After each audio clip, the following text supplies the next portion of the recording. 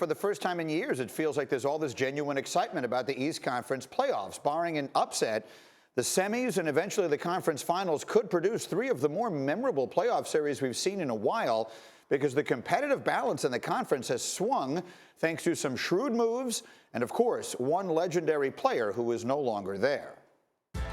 LeBron's move to L.A. ushered in a new era of Eastern Conference basketball, one in which the race to the finals is now wide open. The Bucks own the best record and just might have the MVP as well. Giannis down the lane to the rim and throws it down. A thundering dunk by Giannis. LeBron eliminated the Raptors in each of the last three postseasons, but now he's gone and they have Kawhi.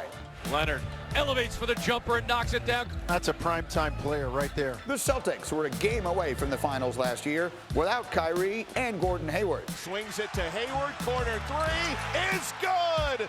Smart out of control, settles down, fires to Irving, open at the rim, laid it in. What a pass, what a finish.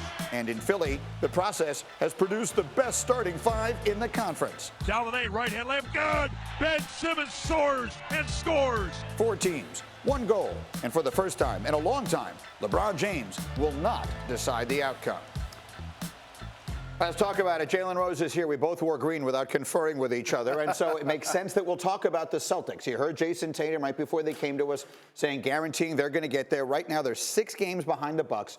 What do the Celtics have to do to win the East? Well, it's really about matchups for the Boston Celtics. For example, I'm pretty sure they'll feel really confident if they got a chance to play against Philadelphia because they've owned them over the last couple of years.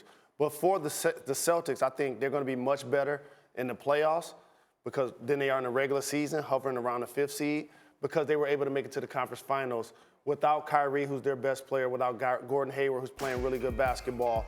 So I like what you said in that piece.